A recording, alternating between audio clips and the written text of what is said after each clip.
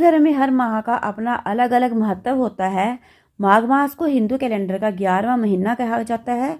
इस महीने को बहुत पवित्र महीना माना जाता है। साल 2024 में माघ का महीना 26 जनवरी से 19 फरवरी तक रहेगा। माघ के महीने में स्नान दान का बहुत महत्व है। इस महीने में विष्णु जी, सूर्य देव और गंगा माँ की आराधना की जाती है। पुराणों में माघ के महीने को माघ का महीना कहा जाता था, यानी कि श्री कृष्ण भगवान का एक रूप माधव।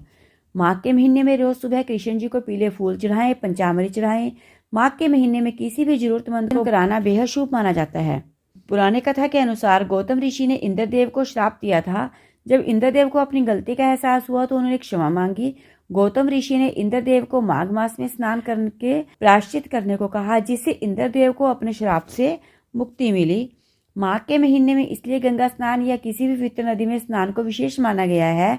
इसीलिए इस महीने में माघी पूर्णिमा या माघ की अमावस्या के दिन स्नान का विशेष महत्व होता है। तो चलिए सुनते हैं माघ मास महत्व का अध्याय 1। एक समय श्री सूत जी ने अपने गुरुजी व्यास जी से कहा कि गुरुदेव, कृपा करके आप मुझसे माघ मास का महत्व कहिए, क्योंकि मैं आपका शिष्य हूँ। व्यास जी कहने लगे कि रघुवंश के राजा दिलीप एक समय यज्ञ स्नान के पश्चात पैरों में जूते और सुंदर वस्त्र पहनकर, शिकार की सामग्री से युक्त कवच और शोभायमान आभूषण पहने हुए, अपने सिपाहियों से घिरे हुए जंगल में शिकार खेलने के लिए अपनी नगरी से बाहर निकले।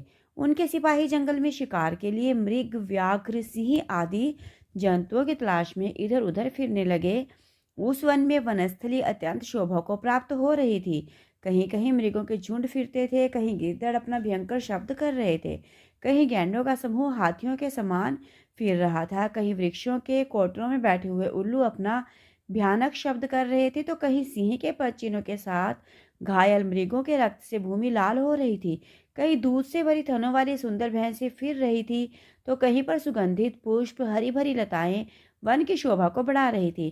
कहीं बड़े बड़े पेड़ खड़े थे, तो कहीं पर उन पेड़ों पर बड़े बड़े अजगर और उनकी केंचुलियां भी पड़ी हुई थी। उसी समय राजा के सिपाहियों के बाजे की आवाज सुनकर एक मृग वन में से निकलकर भागने लगा और बड़ी बड़ी चौकड़ियां भरता हुआ आगे बढ़ा। राजा ने उसके पीछे अपना घोड़ा दौड़ाया, परंतु मृग पूरी शक्ति से भागने लगा। मृग कांटेदार वृक्षों के एक जंगल में घुस और राजा ने भी उसके पीछे वन में प्रवेश किया, परंतु दूर जाकर मृग राजा की दृष्टि से ओझल होकर निकल गया।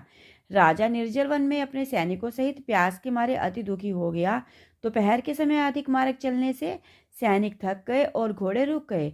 कुछ देर बाद राजा ने एक बड़ा भारी सुंदर सरोवर देखा, जिसके किनारों पर घने वृक्ष थे। इसका जल सज्जनों के हृदय के समान स्वच्छ और पवित्र था।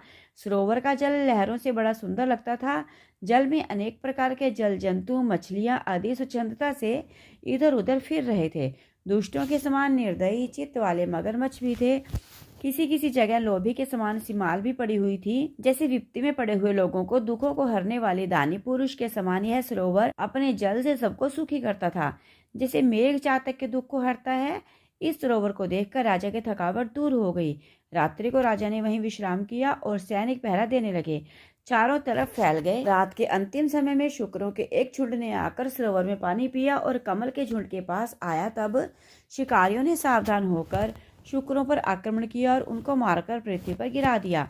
उस समय सब शिकारी कोलाहल करते हुए बड़ी प्रसन्नता के साथ राजा के पास गए और राजा प्रभात हुआ देखकर उनके साथ ही उनकी अपनी नगरी की तरफ चल पड़ा, जिसका शरीर तपस्या और नियमों के कारण बिल्कुल सूख गया था, जो मृगछाला वल्कल पहने हुए था और नख रोम तथा केश धारण किए हुए था। राजा ने ऐसे घोर तपस्वी को देखकर बड़े आश्चर्य से उसको प्रणाम किया और हाथ जोड़कर खड़ा हो गया।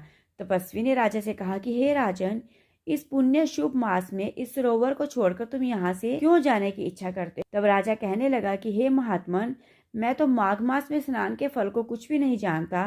कृपा करके आप विस्तार पूर्वक मुझको बताइए। तो दोस्तों, कैसी लगी आपको माघ मास के पहले अध्याय की कथा? अगर अच्छी लगी तो प्लीज वीडियो को लाइक करें, चैनल को सब्सक्राइब करें, वीडियो को अपने सभी फ्रेंड्स के साथ शेयर करें। हरे कृष्णा, राधे राधे।